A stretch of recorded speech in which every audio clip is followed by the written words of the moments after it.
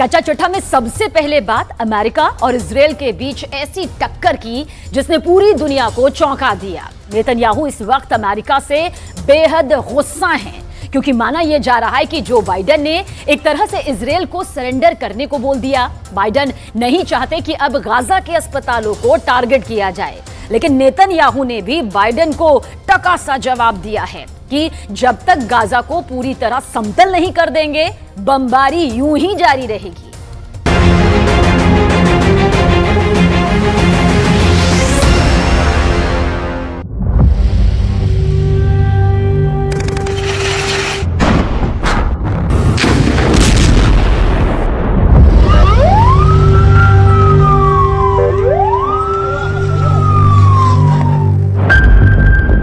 Gaza पट्टी और Israel के युद्ध से किसे फायदा हो रहा है?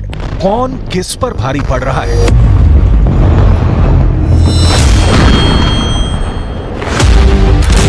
किसका दांव, किसकी बटखनी और चारों खाने चित कौन हो रहा है?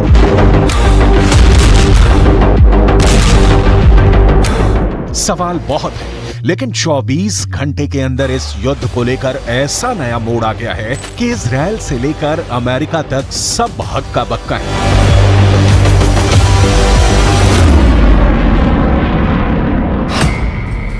सब पूछ रहे हैं कि क्या अब अमेरिका वर्सेस इजरायल होने जा रहा है? क्या इजरायल अब अमेरिका से लड़ने वाला है?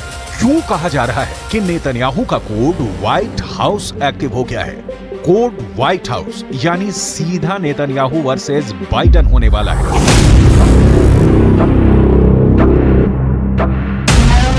बाइडेन और नेतन्याहू की तकरार के पीछे गाजा का युद्ध है। वहां के अस्पताल हैं जिनको इजरायल के टैंकों ने घेरा हुआ है, लेकिन अब बाइडेन ने ऐसी बात कह दी है कि इजरायल से ना निगले बन रहा है ना उगले, क्योंकि बाइडेन ने नेतन्याहू को बहुत बड़ी मुश्किल में डाल दिया है। बाइडेन ने कहा है कि गाजा के अस्पतालों का बाल भी बांका नहीं होना चाहिए। My hope and expectation that there will be less intrusive action relative to the hospital. We're in contact, and we're with the Israelis. Also, there's an effort to take this pause to deal with the release of prisoners, and that's being negotiated as well. With the Qataris are engaged, and so I remain somewhat hopeful. But the hospital must be protected. Biden ने जो कहा उसे देखकर Benjamin Netanyahu का खून खौल गया। Gaza पर उनकी सेना हर तरफ से हमला कर रही है। गाजा पर इजरायल की बमबारी पर ब्रेक लगना मुश्किल हो गया है। 12,000 से ज्यादा लोगों की मौत के साथ गाजा में इस वक्त कब्रिस्तान की जगह कम पड़ गई है।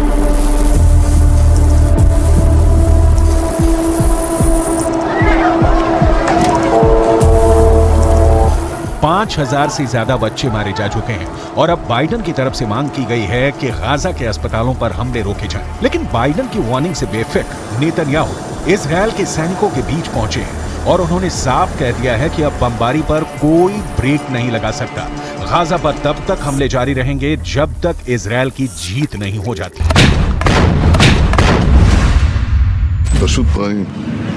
עכשיו אתם כולכם חדורים באותה מטרה. אנחנו הולכים לנצח. אין פה הפסקות, אין פה חצאי דברים. זה לא מבצע, זה לא סבב. פה הולכים עד הניצחון הטוטלי.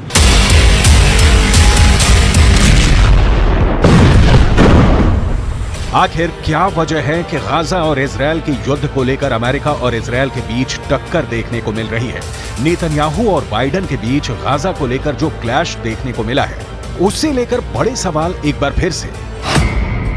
क्या अब अमेरिका वर्सेस इजरायल होने जा रहा है?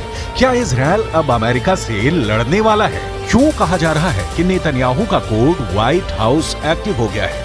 या ये सब इजरायल और अमेरिका के बीच नूरा कुश्ती है? क्योंकि दुनिया 12,000 लोगों की मौत को लेकर आग बबूली हो चुकी है। इंडोनेशिया से लेकर फिलीपींस तक फिलिस्तीन के समर्थन में प्रदर्शन हो रहे हैं।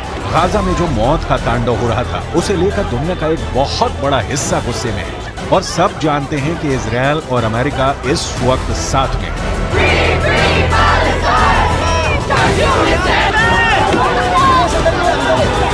Israel is being funded by the United States. The bombs being dropped on Gaza come from the United States. The bullets used on Palestinians come from the United States. The drones used on Palestinians come from the United States. The U.S. has an overwhelming responsibility for the humanitarian catastrophe that is happening now in Gaza. And the U.S. has not called for any kind of meaningful ceasefire that would prevent the carnage that we are seeing.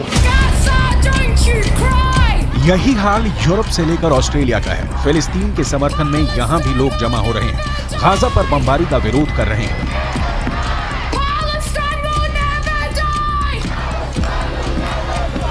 इस भीड़ में ऐसा कोई नहीं है जो अब Gaza के अस्पतालों में जख्मी लोगों को देखना चाहता है। कोई नहीं चाहता कि गाजा के अस्पतालों से बच्चों की लाशें निकलें।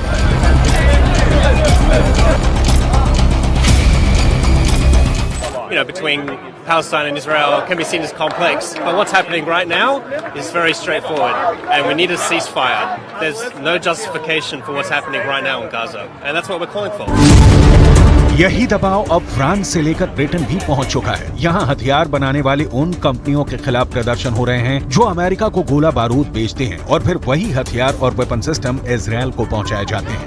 पूरे यूरोप में मांग उठ रही है कि ऐसी कंपनियों का बॉयकॉट किया जाए जो इजरायल की वॉर मशीनरी को चला रही है।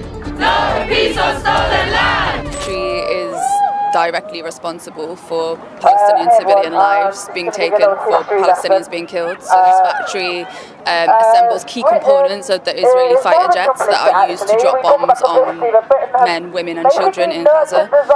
And we are trying to stop its production today. So we are trying to stop workers from going in while we're holding this picket line.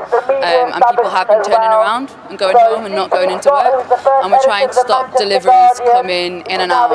So stop any kind of key product movement, which again, so far we've been successful.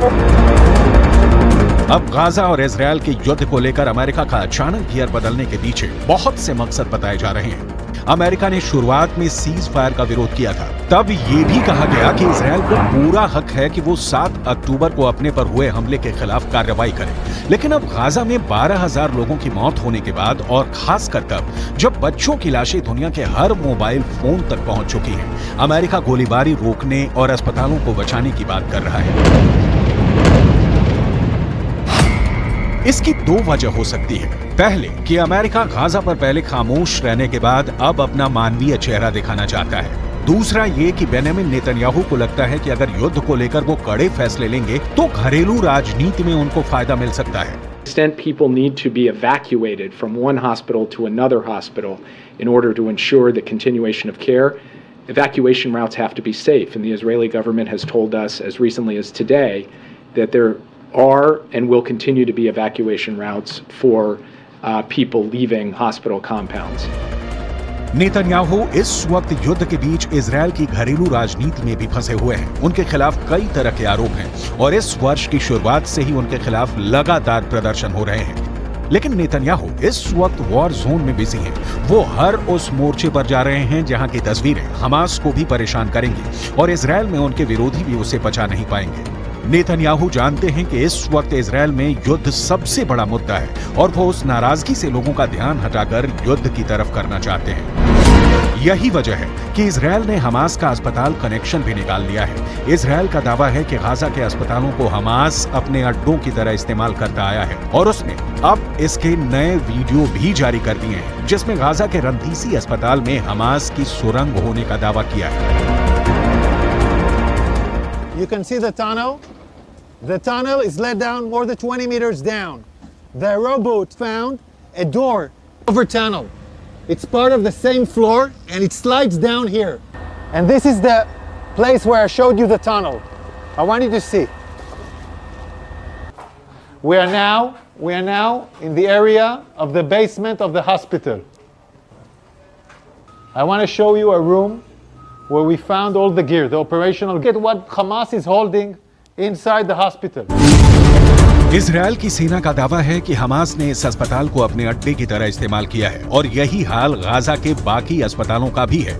वैसे Gaza से आ रही report से पता चला है कि Gaza के Ahli अरब अस्पताल, जिसमें इस वक्त 500 से ज्यादा मरीज हैं, वहां इलाज पूरी तरह से बंद करना पड़ा है।